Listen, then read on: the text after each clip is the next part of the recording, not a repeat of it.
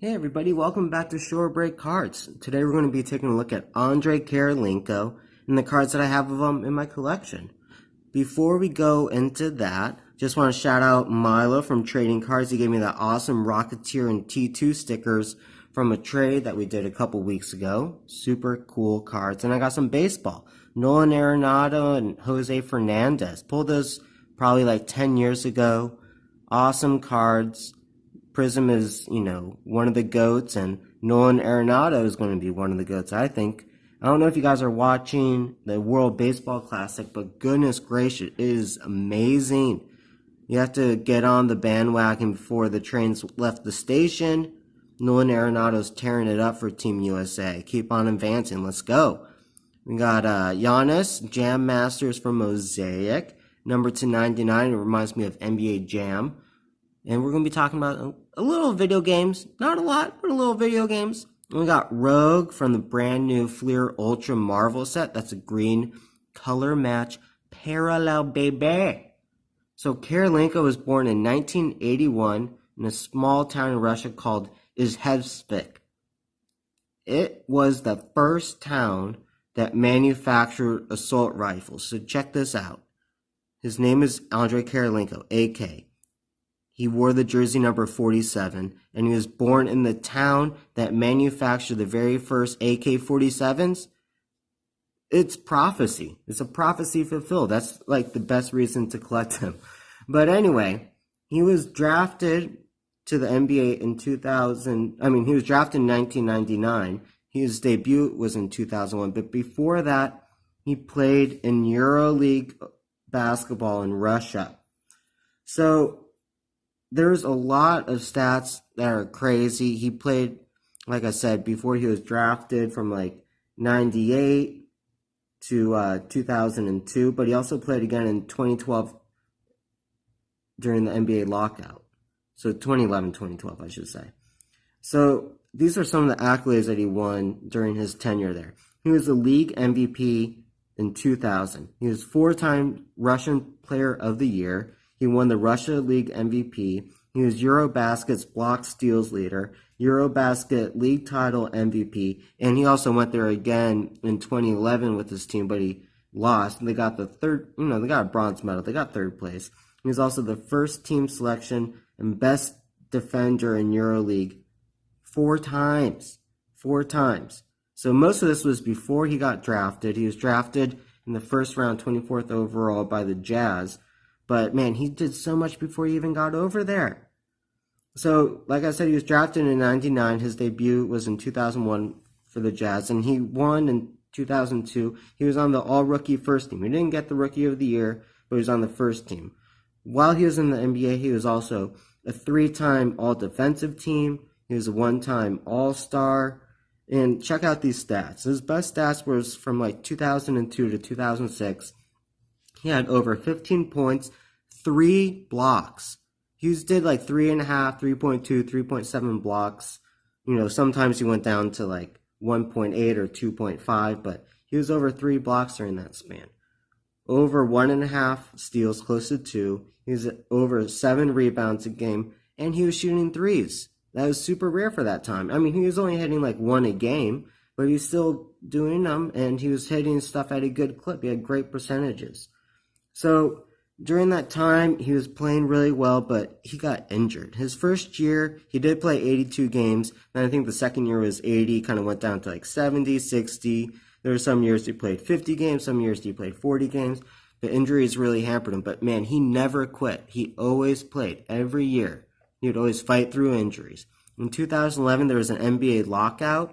And so by that time, he just got traded over to the Nets. And the Nets owner was Russian. And they hit it off. They were really good friends. And so during the lockout, the owner sent Kirilenko back over to Russia to play in the EuroLeague or Eurobasket League. I think the name changed somewhere in that time span. But he had a great run over there. He was averaging like 16 points in that year. He was the best player on the third best team in the league. So he did great.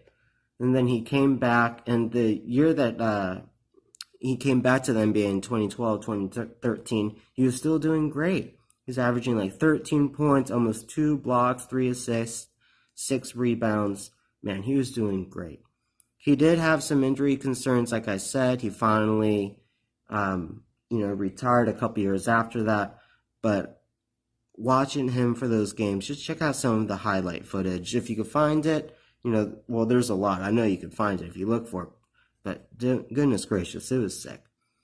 I really remember him from 2 things: video games and fantasy basketball. I started playing fantasy basketball in 2000, and I was playing with Yahoo. I still play fantasy basketball and baseball with Yahoo. It's awesome. But man, he was a defensive powerhouse. He was like the player that you selected in the second or third round that's going to win you the league every year.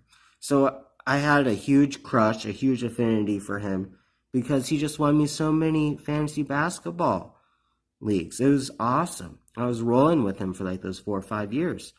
And then I was playing a lot of NBA Shootout and some 2K, NBA Live, because I had like the original PlayStation, the original Xbox.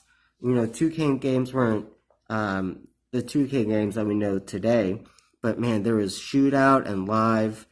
They were awesome. Had a great time playing with friends. Even when I went to college, I was playing sport games and using Kirilenko, leveling up to like 99, where he would block everything from 20 feet away. It was insane.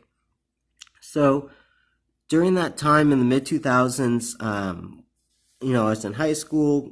Then I went to college in the late 2000s, and I wasn't collecting Kirilenko as much. I was still collecting cards, but, I was into LeBron. He was huge at that time. Kobe was big. I was a huge Orlando Magic fan, so I was collecting a lot of Magic players. I love Hito Turkoglu, Dwight Howard, Jameer Nelson, those kind of guys. Even like when Sean Kemp came over to the Magic and Patrick Ewing, I was collecting them. It was so fun. But yeah, so fun quote from Andrei Kirilenko's wife. So Andrei Kirilenko is married to the same woman that he's been married to, for almost 20 years, I think. He has 3 sons and 1 daughter. And in 2006, his wife, Masha, said, "Male athletes in this country are extremely attractive. They get chased by women. It is hard to resist." So she allows her husband to be with another woman 1 time a year. This was confirmed by her. I just thought it was interesting. I'm throwing it out. I don't have any opinions. Just throwing it out there. So, yeah, Andrei Kirilenko cards. We're 8 minutes into it, and you have only seen the tippy top of the first card. This is an awesome patch. Look at that 3-color patch. So this card was in my last video, so I won't go too much in depth, but man, look at his autograph. That's so cool. All right, I'm going to put this back here, and I'm going to take these cards. All right, so the next card, this is a pack-pulled card. This is an NBA Hoops. Look at that nice foil. This is when he was on Brooklyn, and it is numbered to 399. Got a couple recent pickups. I got these from Burbank Sports Cards. These are Bowman Chrome Refractors, numbered to 300. Man, those poses are so cool. Look at that. Swatting that shot, dunking that ball. That's what he did. He swatted shots and dunked balls. Awesome. SP, this is a gold. It's numbered to 100. It's from, SP. I love the foil on it. Sweet, sweet picture. This is a modern card from Prism. This is a Green Mojo Representatives numbered to 25. This is a card that I pulled too. I haven't pulled too many really cool Kirilenko cards, but goodness gracious, that one's so cool. I love the prismatic little foil? Can't really get the glare, but that's alright. This is a Panini Noir Icons patch. Look at that Jordan-esque dunk that he's doing. He's just like, he's killing it.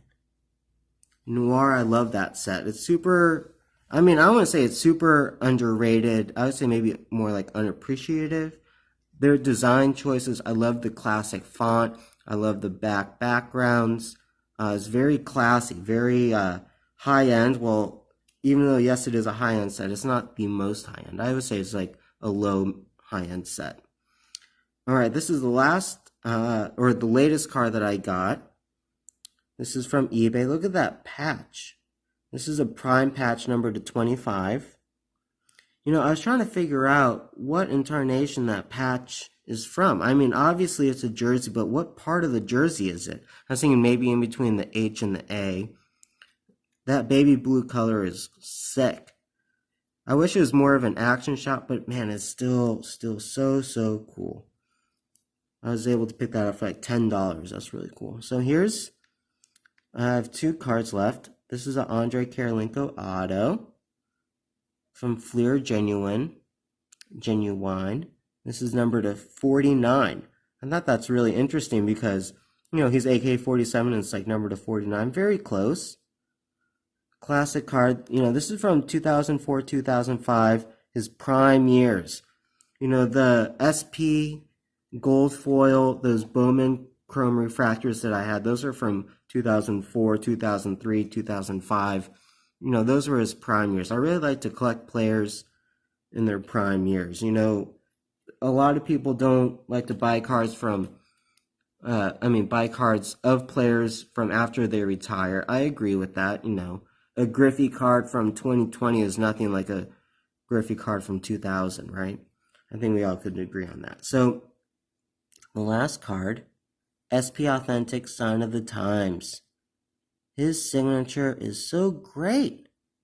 It almost looks like he inscribes every single card, you know? So that's my Andrei Kirilenko collection. I hope you guys enjoyed.